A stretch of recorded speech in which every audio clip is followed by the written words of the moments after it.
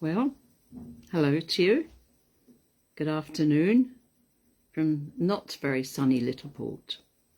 I thought I would read an article that I wrote because I posted the article.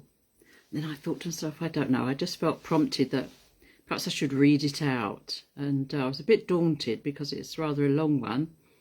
So it'll probably take me about maybe 15-20 minutes to read it. But I thought, there are people who don't particularly want to read a whole big, script of something, or maybe are unable to read it for various reasons. So I thought I'll speak it then. And this is just a critique of a book that was written, in fact, in the 19th century.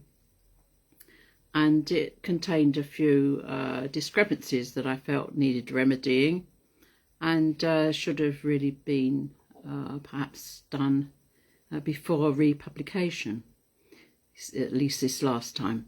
Anyway, this is what I wrote.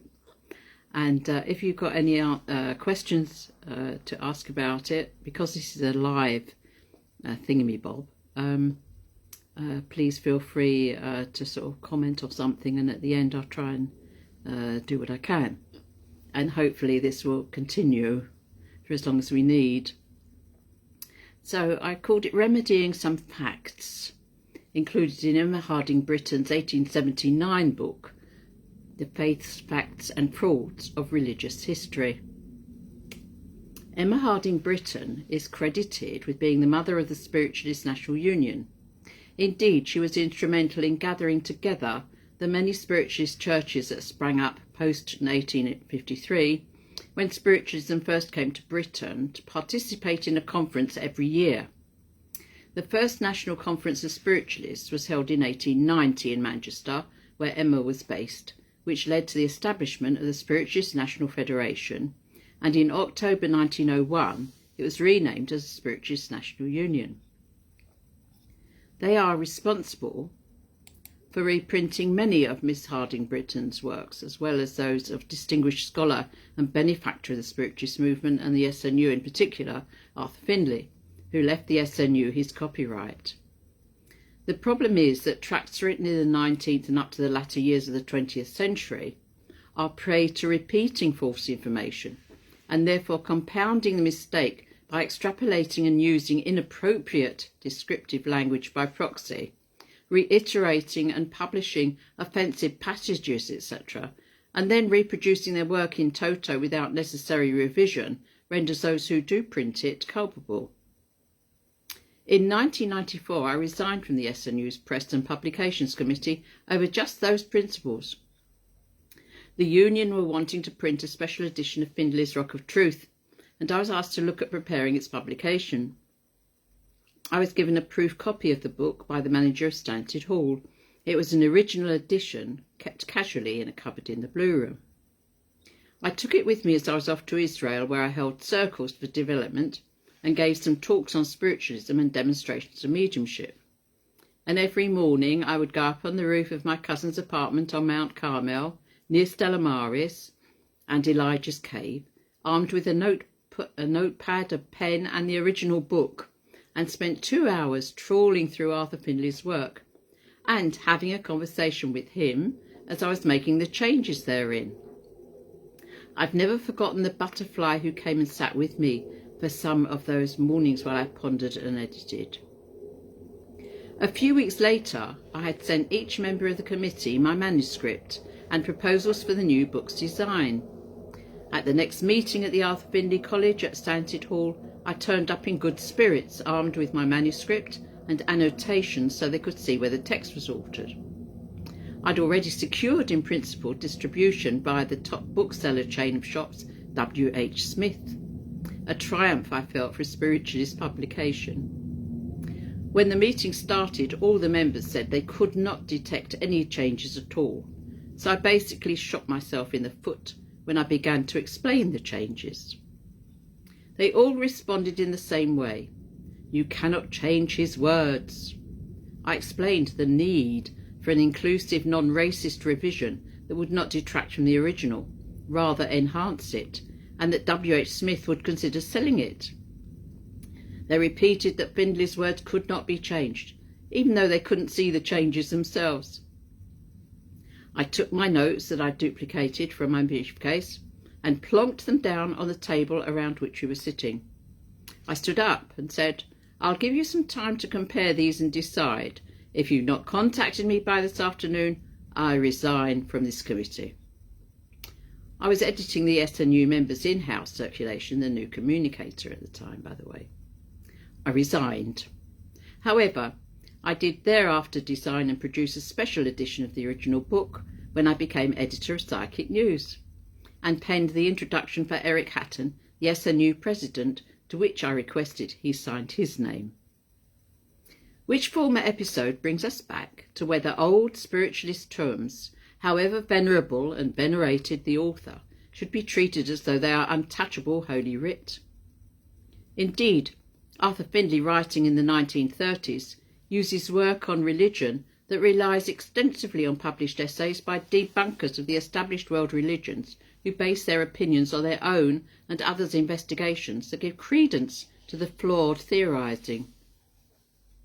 The entire raison d'etre for the volume to which we turn our attention is to dismiss and challenge historical Judaism and Christianity, although other religions get a passing mention, and to this end quoting huge swathes of the same flawed arguments previously published and deemed of course authoritative by their publishers.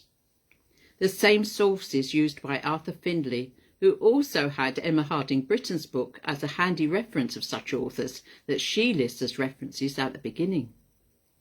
Miss Hardinge Britten has basically cleverly reproduced the written words of those she aforementions, including virulently anti-Christian Godfrey Higgins, who is afforded great swathes of his previously published works, and they occupy many pages of the 128.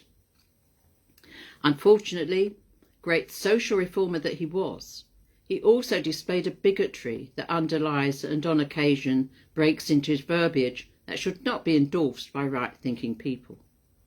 He inserts an opinion of Jews as uncivilized barbarians in his efforts to call the biblical chroniclers the tellers of fairy tales.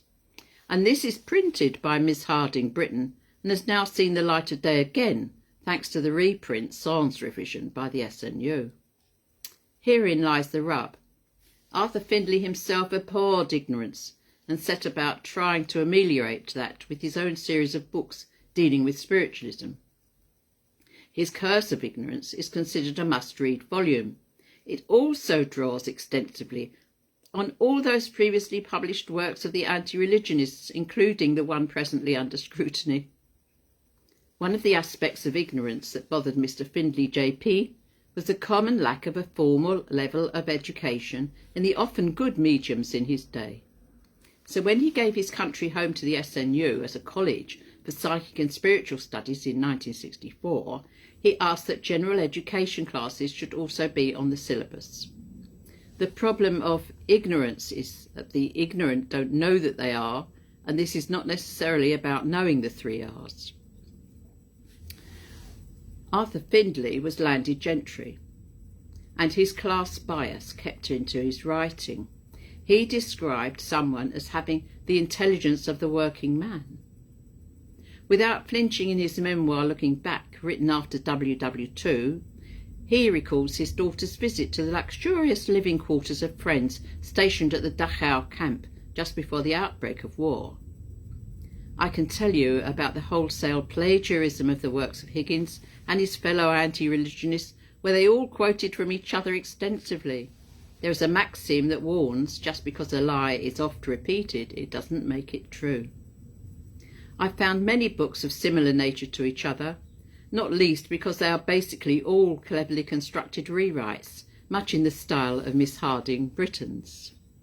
John Ballow-Nubra cited extensively anacalypsis, including Higgins' use of his word pandeism instead of pantheism, in the notes to Nubra's 1882 OSP Bible.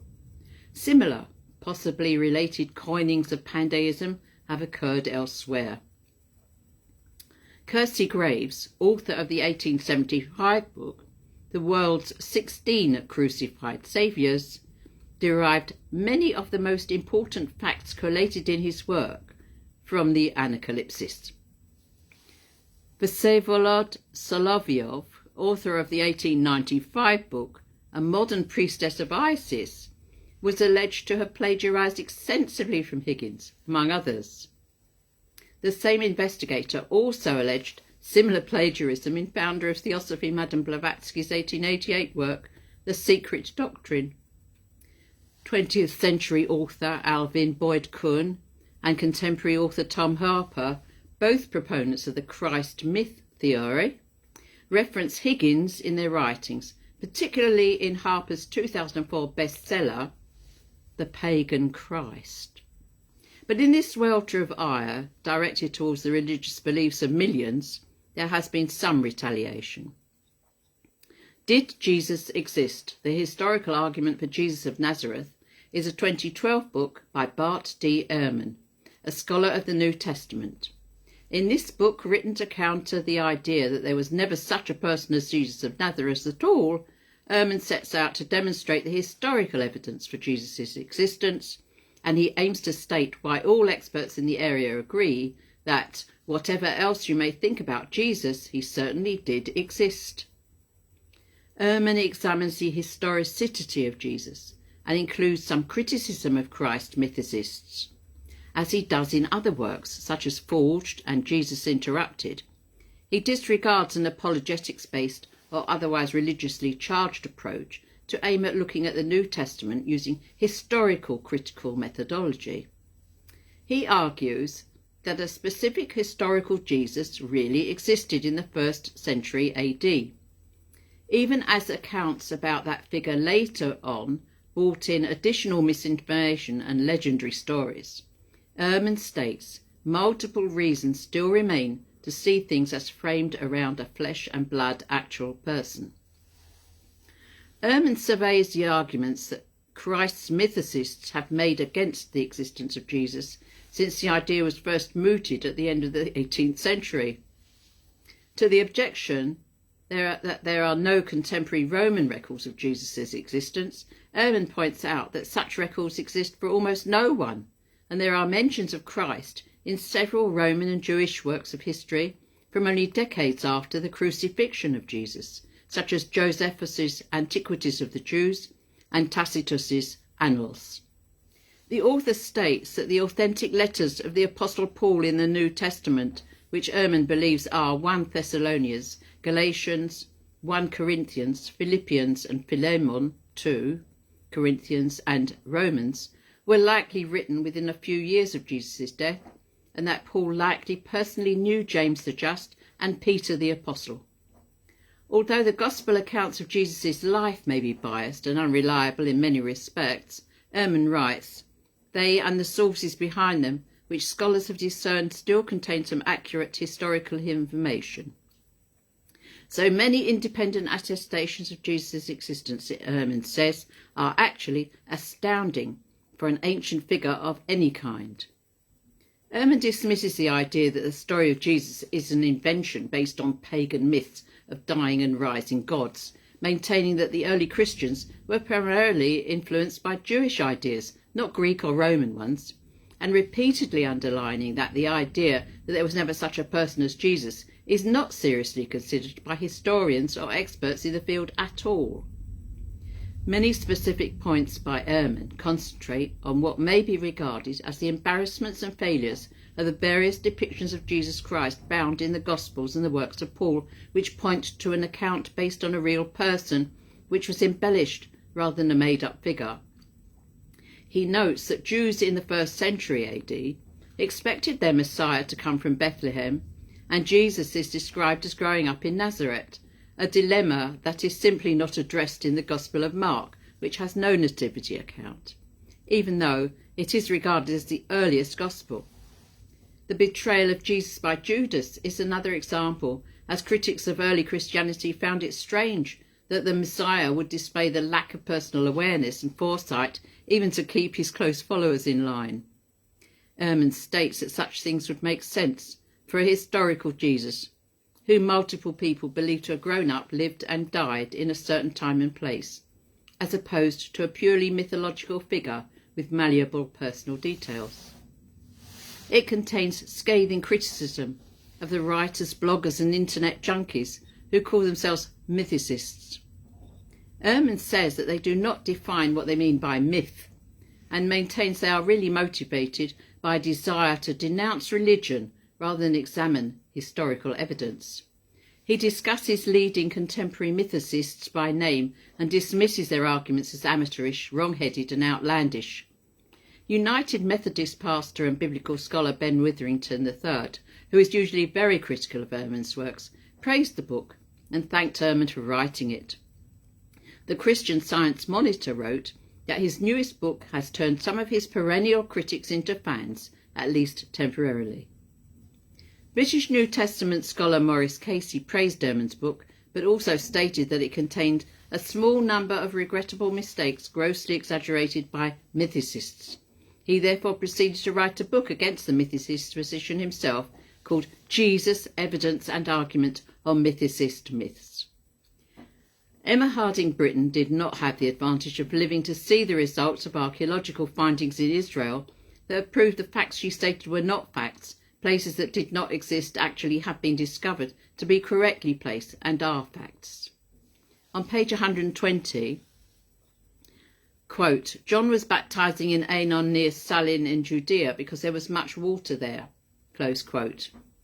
Such a place as Ainon was unknown, she says, even in the 3rd century, and Ainon signifies a spring. The writer did not understand his own language, then in pretending that a spring was the name of a place.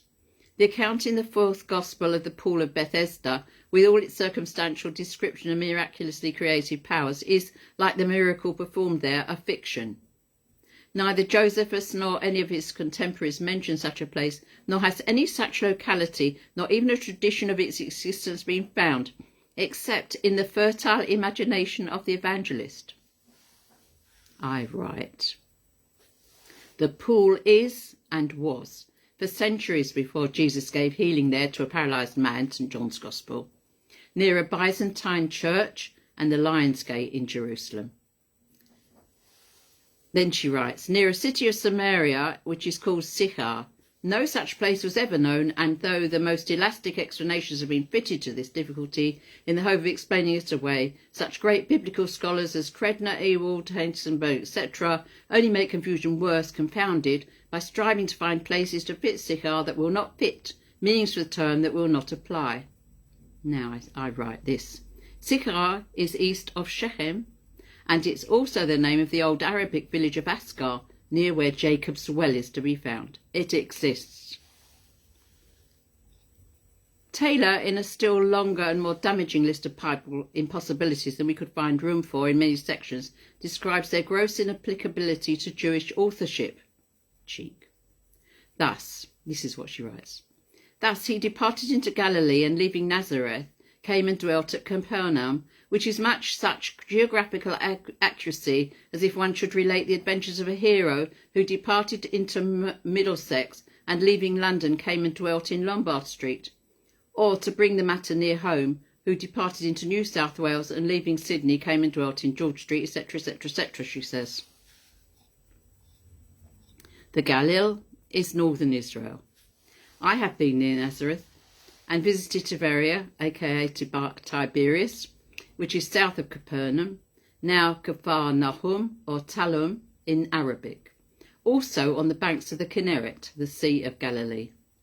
The Dead Sea Scrolls are a fact, and a fragment of the scroll of Isaiah was uncovered near the ruins of the old synagogue on Masada. The passage particularly poignant for the Jews post-Second World War and the Shoah Holocausts, where he says, "The Lord said he will breathe flesh onto dry bones." I am sure Emma Hardinge Britten would have altered her position had she had access to our modern discoveries. Meanwhile, it might be best if the publishers issued a rider of suitable explanation for its reissue with her book, perhaps with apologies for the factual discrepancies and offensive racist content. There. I hope that you found that interesting. I can see that some people are watching, and we managed to sort of complete that. I was rather worried to see whether we would or not. And I would say to anybody who wants to ask me a question to write a comment or something, but I can't see any at the moment, I'm afraid. And I would like to say hello to Jane and hello to Cynthia. It's very nice of you to have joined me in this, and hopefully people who might be interested would listen to my critique. And I think, I think basically we need to look at some of these old things, don't we? I mean, when we watch television programs these days, the old ones that we love so much, like It Ain't Half Hot, Mum, and Porridge and stuff like that, which I watch, they always come with a sort of a disclaimer, a rider, which advises the viewer and listener that these programs contain maybe offensive and old language that wasn't considered that at the time. It was of their time. And I think also that should apply to some of these books that are reprinted. And I know that Arthur Findlay gave the copyright to the SNU on condition that that they always kept his work in print, and of course they've done that faithfully. But I don't think for 1 minute that he would have wanted it to go out with some of the stuff that's in it now. And maybe a good revision would have been a good idea, and certainly something to allow for that apologia to be placed on perhaps on the frontispiece of the book, or even on the back cover or something, to say that of course this was of its time. As for Emma Hardinge Britton's works, very, very good, and she was a very learned and accomplished medium too. And I don't mean to make her memory the less of all her efforts on behalf of spiritualism, which is wonderful. But at the same time, I feel very strongly that where there are discrepancies and where people are shown to have been in error themselves, they would much rather have those errors remedied than keep on propounding them by republishing and republishing them. So I know that in time to come, if anything that I've written shows to be in error, I would like somebody to change that, because that's what I would want. And spiritualists, we serve the truth. We talk about the truth.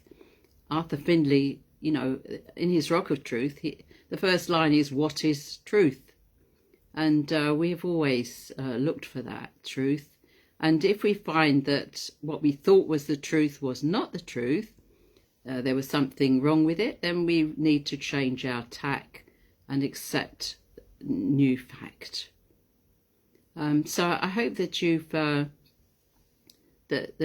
enjoyed our little chat together, and I so enjoyed reading it. I was a bit worried actually about the length of it, and realised that it was rather a long tract, and maybe it should be read out, and people can come and go as they please.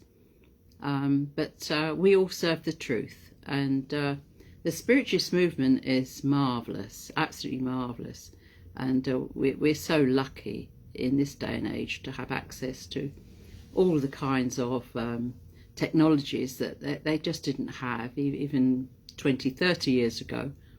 And it makes so much difference to people's understanding. There are young people now coming up that understand only too well about frequency and wavelength and vibration and communication in different ways.